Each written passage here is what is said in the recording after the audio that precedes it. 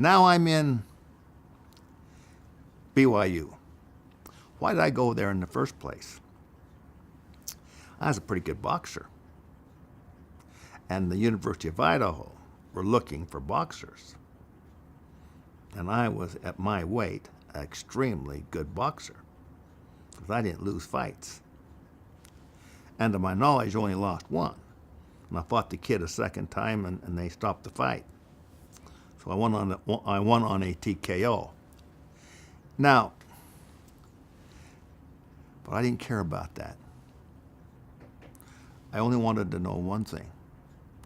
How can I overcome stuttering? Because if I can't overcome stuttering, I can't go on a mission. I don't think I will be worthy to marry Carol, because how am I going to support her if I really can't talk? And I'm getting worse. 3, I just won't amount to a hill of beans if I remain a stutterer. Mother checked things out. She's that kind of a woman, just overflowing with initiative, and all that is just doing the right thing without being told. That's what initiative means. Well, anyway, according to Elbert Hubbard. So if she calls BYU, University of Utah, she called University of Idaho. I don't know all the places she called for sure. But she called probably 4 or 5 universities. The one that offered the most over the phone was BYU.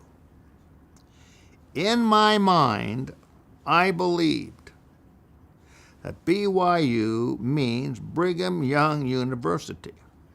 This is the Lord's University.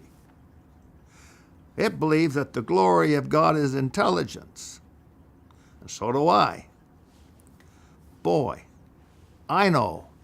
I had no doubt. I did not have one doubt that by going there, I am going to overcome this impediment. I'm going to become a new person. And I'll be able to go on that mission. I'll be able to marry Carol, and I'll be able to build my sign company, and I'll be able to mount to a little more than a tiny hill of beans. Well, I get there. First day of school, there I am. I'm on the back row in a corner, and I am all slouched down so no one will see me. At Idaho Falls High School, man, everybody knew me. They all knew I stuttered, and we got along just fine because I laughed with them, and then that's the way it was. And I was kind of outspoken. I was very aggressive, and I found that when I tried to talk, and the more I talked, I could kind of get in a rhythm, like a basketball player. And all of a sudden he's in a zone and he can't miss a shot. And if I get going enough, I'm able to talk without stuttering. And I particularly was able to talk without stuttering with Carol. So you can imagine how I clinged to that woman. Plus, I was attracted to her just like a magnet. That's the way it was. In walks David Yarn, the teacher. He has a clipboard. He said, "We will begin with prayer." Looks down there and he said, "Doug Snarr, will you give the opening prayer?" I don't believe I've ever heard anything that shocked me as much as to hear my name called out by David Yarn to give a prayer. My first day at school at BYU. Like a robot, I walked to the aisle, up to the front of that class. It was packed. Turned around, folded my arms, bowed my head, and started to exert with all the energy I had, and nothing came out. Not even a grunt. It's what is called a speech block. Speech blocks can become so serious where air does not exhale, neither can you inhale, and sometimes it can be so severe that the stutterer faints because of a lack of air and of the effort that he's dispensing and the failure that he is experiencing. Well, David Yarn walks over, puts his arm around me. I firmly feel him holding me, and he says the prayer, and I walk back to the seat. Kids were all just kind of, like they looked but didn't look, The kids didn't know what to do. Well, there's nothing they could do. But I felt all those eyes staring at me. Not particularly in a very positive way, but not necessarily a negative way. In a pitiful way, which is worse than any. So I get in my corner, and next to me was a kid named Alan Miner from Grantsville, Utah. I'll always remember Alan Miner. I'll always love him. Doubles up his fist, and he hits me right on my leg, this left leg. He says, "Snarr, we all love you." I thought that was pretty good. Walked out at the end of the class. David Yarn stops me. He apologizes, says profusely, "Doug Snarr, I apologize. I'll never call on you to speak again. Please know you can come to my class. I'll never embarrass you again. Please keep coming."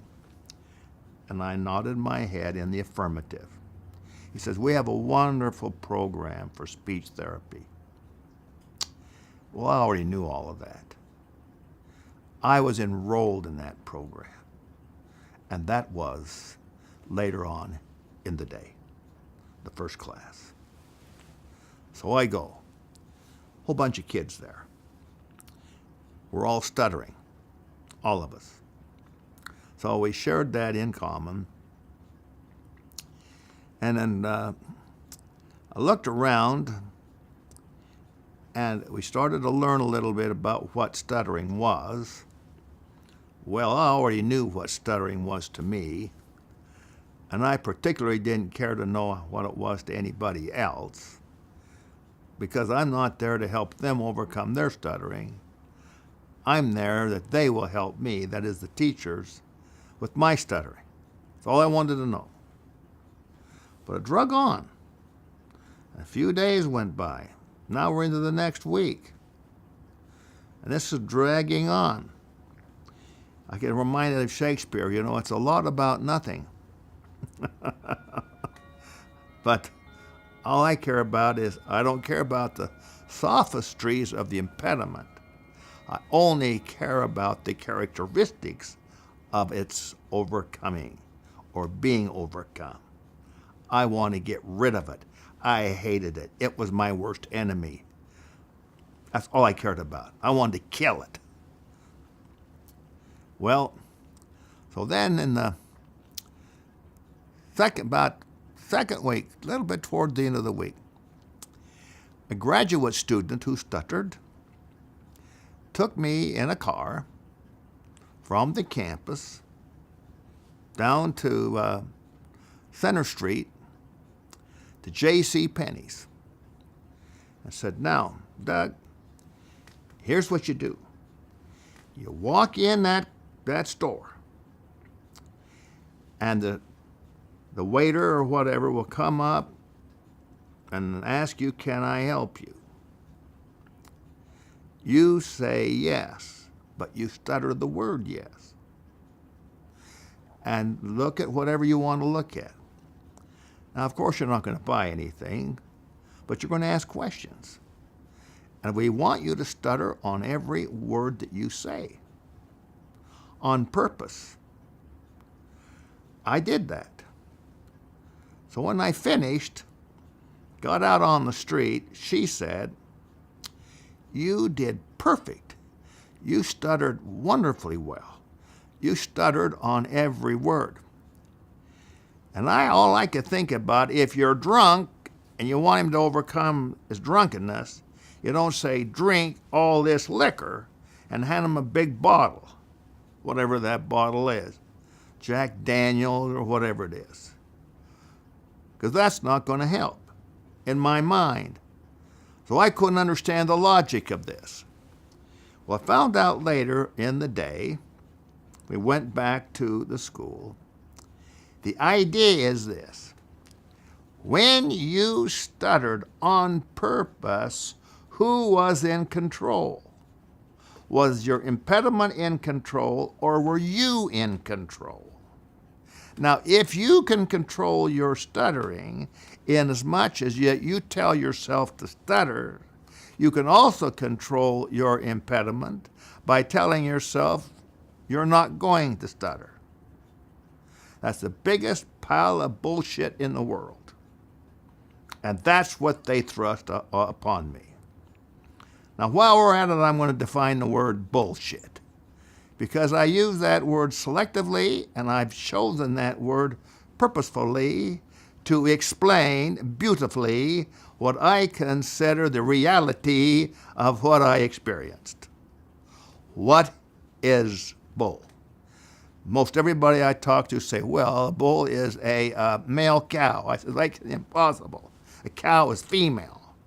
So how can a bull be a male cow? Well, you know what I mean. I said, yes, what you're really saying is it's a male bovine. I always say that's true. But words have denotations, but they have connotations. Bull has two denotations.